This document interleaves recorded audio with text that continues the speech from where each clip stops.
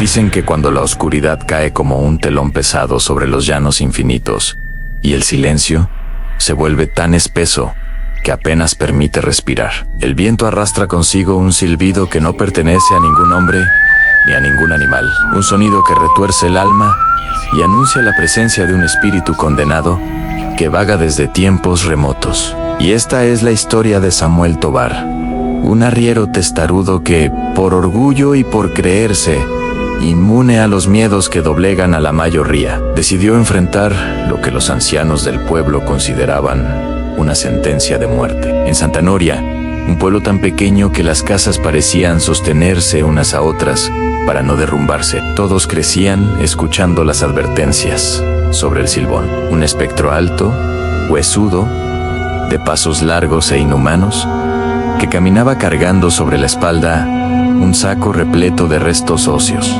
los huesos de aquellos a quienes había arrebatado la vida y los huesos de su propia condena. Entre quienes más repetían estas historias estaba don Evaristo, un anciano de rostro curtido por el sol y la experiencia, quien solía sentarse frente a la tienda de doña Lucinda a contar, con voz temblorosa, cómo en su juventud había escuchado ese silbido terrible a pocos metros de su ventana, y como jamás volvió a dormir tranquilo desde entonces. Sin embargo, Samuel, conocido por su terquedad, solía reírse con descaro de esos relatos, asegurando que el miedo era solo para quienes no tenían el valor de enfrentar la noche.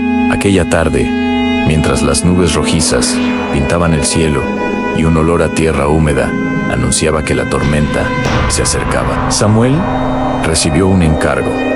Debía llevar un pequeño cargamento de medicinas al pueblo vecino antes del amanecer.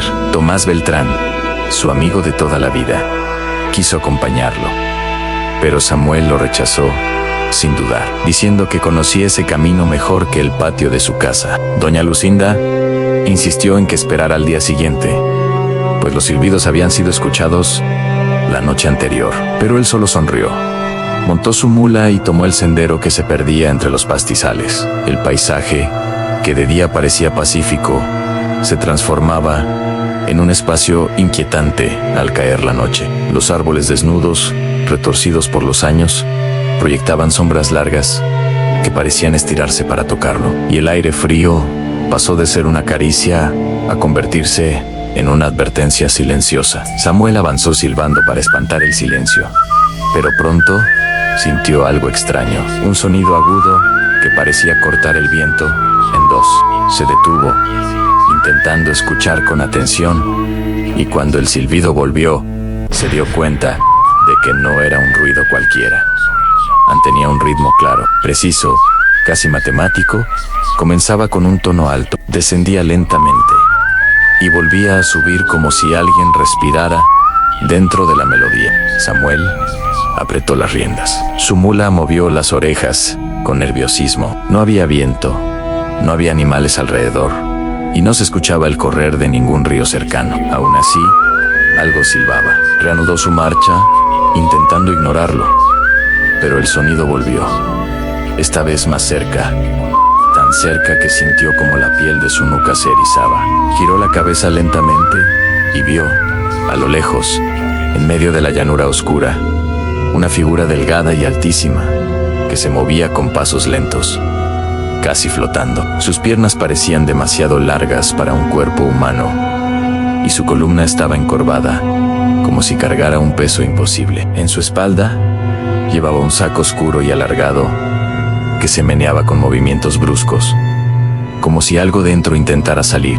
Los ojos del espectro brillaban con un fulgor enfermizo que Samuel jamás había visto en ningún animal, ni siquiera en los más salvajes. Tragó saliva. Por primera vez en su vida sintió miedo verdadero, un miedo frío, paralizante, que lo dejó clavado en el suelo. El silbido volvió, esta vez tan cerca que parecía salir de detrás de su hombro. Giró de golpe, pero no vio a nadie. Cuando volvió a mirar hacia adelante, el espectro estaba más próximo, avanzando con una lentitud desesperante, como si disfrutara cada paso. Samuel recordó, de pronto, las palabras de don Evaristo: sí, el Silbón te encuentra, y abre su saco. Debes contar sus huesos en voz alta sin equivocarte, o te llevará con él para siempre. El espectro se detuvo frente a Samuel. El aire se volvió pesado, difícil de respirar. El silbón abrió lentamente su saco y un olor nauseabundo, mezcla de podredumbre y humedad estancada,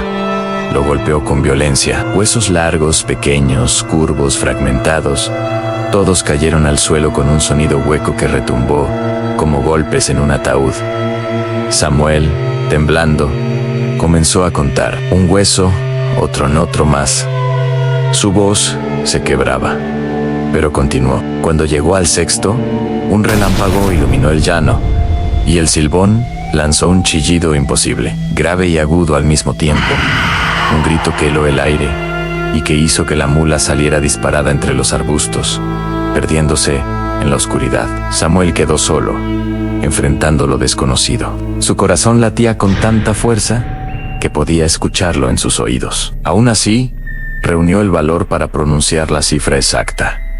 En ese instante, el silbón se detuvo. Su cuerpo quedó rígido, como si el tiempo alrededor de él se hubiera congelado. El viento sopló con violencia.